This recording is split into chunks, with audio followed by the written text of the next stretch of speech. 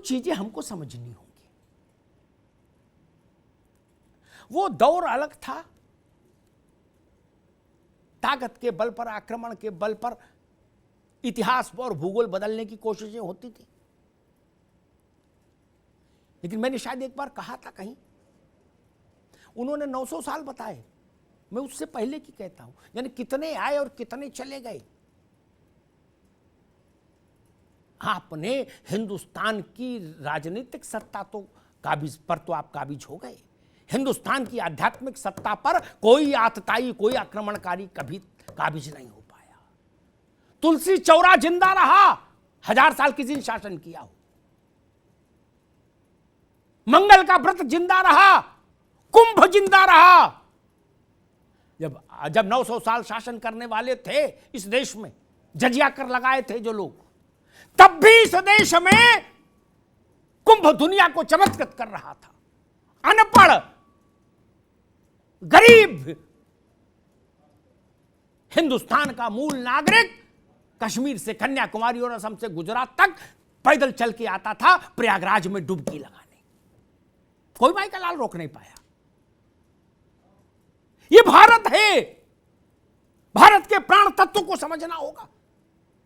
बड़ी बहस हो रही है कि भाई मंदिर और मस्जिद का मसला, काशी का।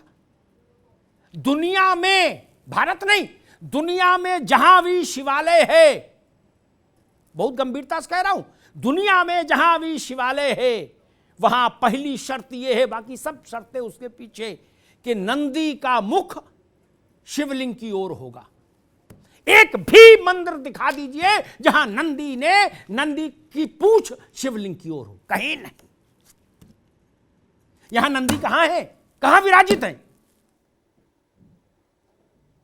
और एक मस्जिद ऐसी दिखा दीजिए कि मस्जिद के मूल स्ट्रक्चर को देखने के लिए नंदी बनाए गए हो। कोई मस्जिद दिखा दीजिए, फिर दुनिया में दिखा दीजिए। ऐसा मत करिए। मक्खी निगलने की बात नहीं, हाथी निगलने के लिए कह रहे। बोले पानी ले लो, हाथी निगल लो।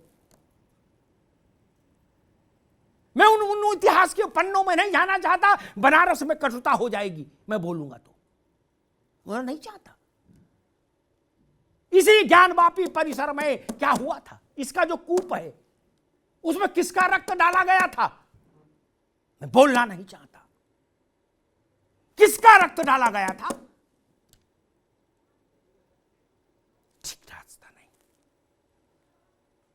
क्या सच नहीं कि विश्वेश्वर महादेव का महंत औरंगजेब के आक्रमण के समय महादेव को धारण करके लेकर कुएं में कूद गया?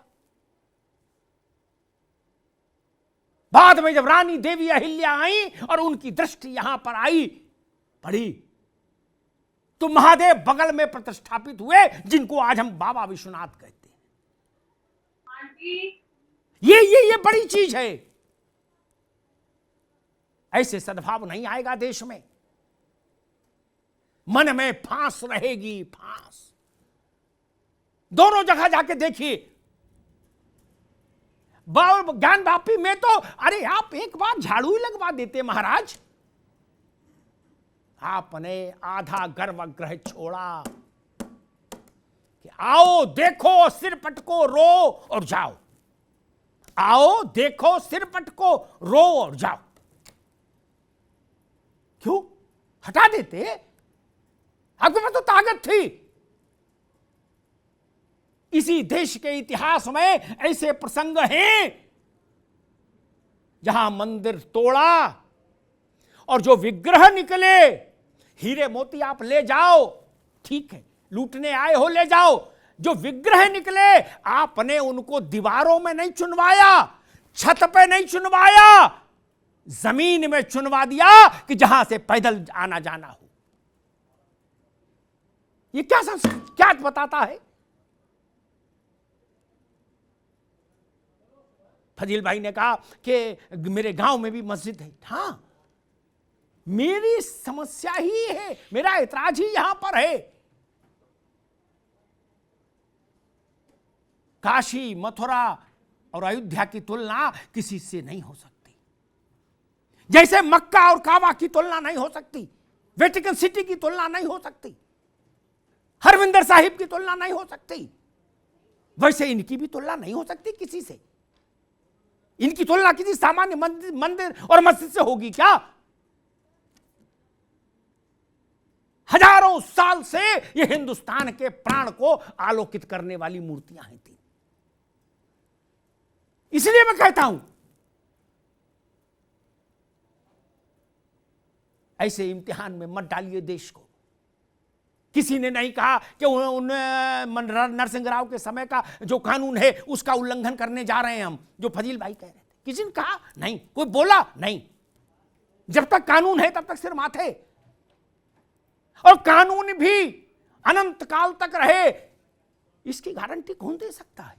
संसद संप्रभु है, सर्वोच्च है। जिस संसद ने कानून बनाया वो संसद कानून बदल दे तब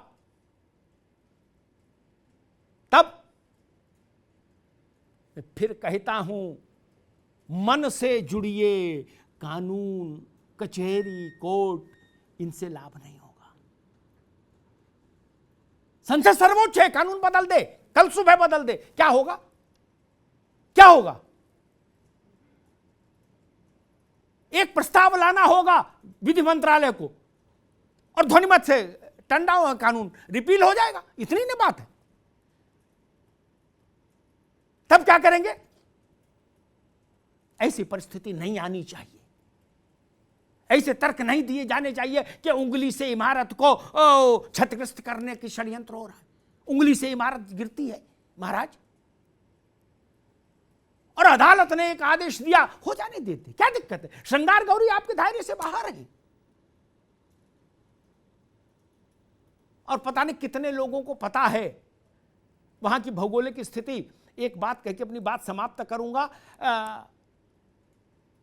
350 साल से ज्यादा समय रहा मिश्रा जी, जब ज्ञान वापी का कूप और नंदी परिक्रमा मार्ग से बाहर रहे, वहां जाने की इजाजत नहीं दी लोगों ने। यह पहली बार हुआ कि जब काशी कॉरिडोर बना तो इतना तो हुआ कम से कम चलो कि हम बाबा विश्वनाथ की परिक्रमा करें तो नंदी को छू सकते हैं, प्रणाम कर सकते हैं, कूप का जल ले सकते हैं। वो बाहर तो आया, वो भी कब्जे में था। क्यों था कब्जे में? और अब बाहर कैसे आ गया?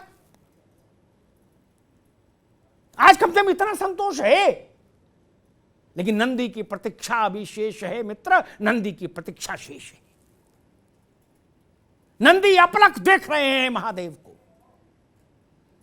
दुनिया में ऐसा शिवालय कोई ढूंढ के ले आए तो मैं जो उसको अपना गुरु मान लूंगा, जहां नंदी का मुख महादेव के गर्भगृह के विपरीत दिशा में हो। कोई मंदिर नहीं ऐसा, ये शास्त्र का विधान है।